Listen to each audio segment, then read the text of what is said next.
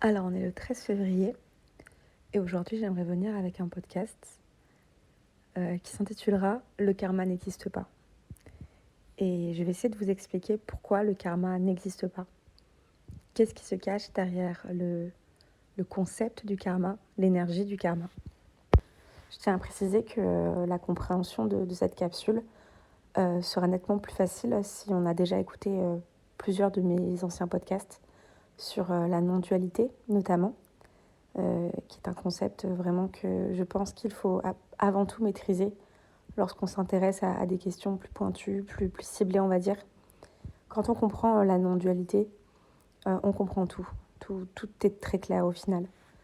Mais c'est des notions qui doivent être appréhendées, pas forcément vibrées, parce que la vibration intérieure est quelque chose qui prend du temps et qui s'installe progressivement.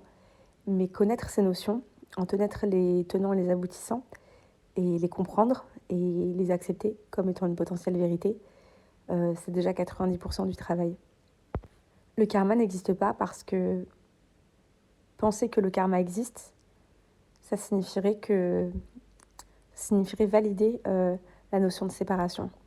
Le jeu est quelque chose de séparé du reste. Et cette chose séparée perdure à travers les âges, à une destinée, à des vies antérieures.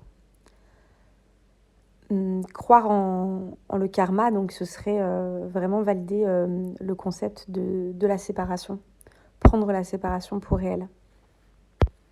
Alors la séparation, encore une fois, elle est réelle sur le plan physique à l'instant T, mais il faut se dire qu'il y a un plan relatif et un plan absolu. Dans le plan relatif, tout cela, entre guillemets, est réel. C'est réel dans la mesure où c'est appréhendé par vos 5 sens. Mais dans l'absolu, qui est le tout et qui est la vérité, tout cela n'est pas réel. Vous n'êtes pas séparés, vous n'avez pas une âme, vous n'êtes pas une âme. Vous êtes juste un point de vue de la conscience universelle à un instant T, tout simplement. Donc peu importe vos actions passées ou futures, tout cela n'a d'importance que sur le plan relatif. Une chose est bien par rapport à une chose mauvaise, en relation à une chose mauvaise. Mais dans l'absolu, le bien, le mal, tout ça n'existe pas. Ce sont que des concepts duels. En revanche, ça ne veut pas dire, sur le plan relatif dans lequel nous sommes, on va dire que donc le bien et le mal existent. Pourquoi est-ce que je ne fais pas du mal, par exemple, si pourtant je n'adhère pas au concept du bien et du mal? Tout simplement parce que faire du mal à quelqu'un, et c'est en ça qu'on va relier ça avec le concept de karma, ce serait me faire du mal à moi-même. Parce que quand on adhère à un concept de non-dualité, on se reconnaît en l'autre et on reconnaît surtout l'autre en nous. C'est de là que vient l'empathie en fait. L'empathie, c'est reconnaître l'autre comme étant un autre soi.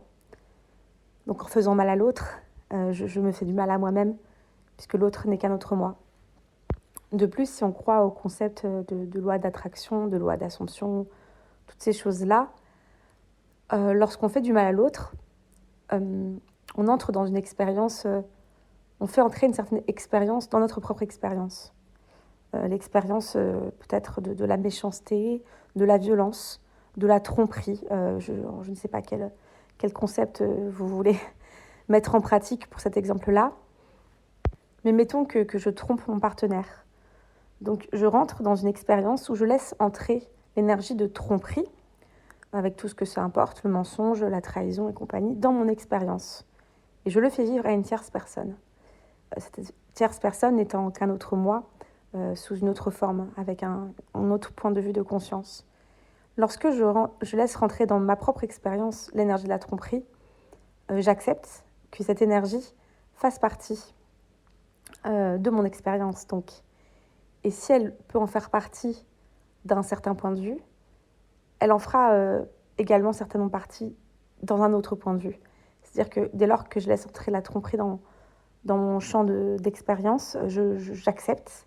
C'est comme accepter que je peux, moi aussi, recevoir la tromperie. Tout simplement parce que je laisse rentrer le concept dans mon champ d'expérience.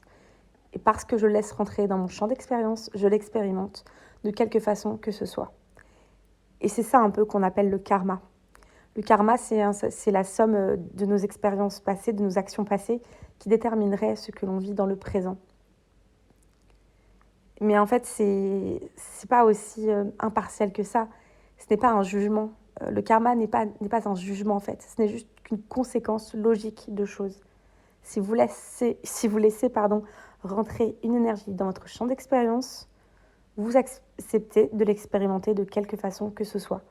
De la même façon que si vous laissez rentrer l'amour dans votre champ d'expérience, vous l'expérimenterez de quelque façon que ce soit, en la donnant, en la recevant. Vous vous assimilez à cette énergie-là, donc vous l'expérimentez.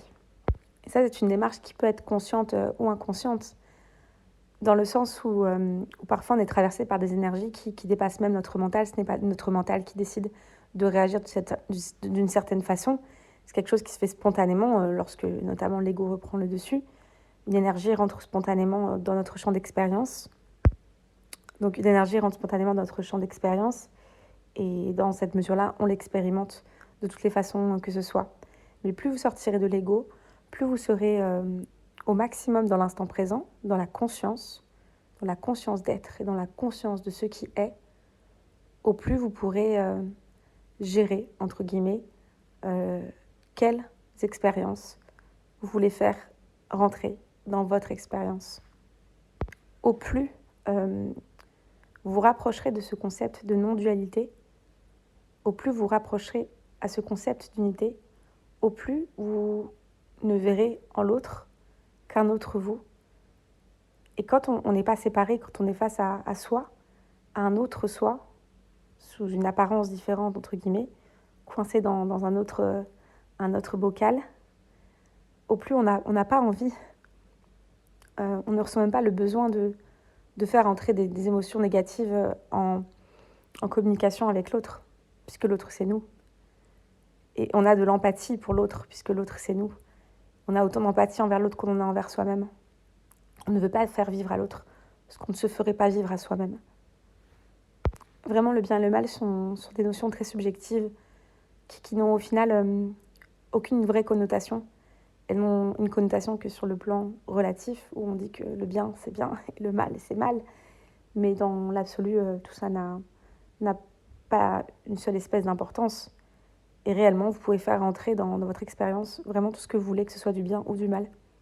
Et réellement, c'est votre choix. C'est vous qui déterminez les expériences que vous voulez vivre.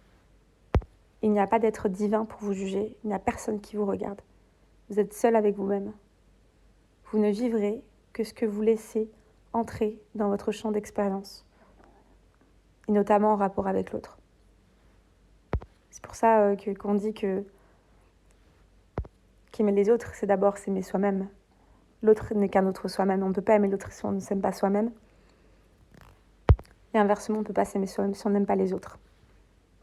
Voilà, petit podcast encore un petit peu brouillon. J'espère qu'il vous aura parlé. Et je vous retrouve très bientôt pour un nouveau podcast.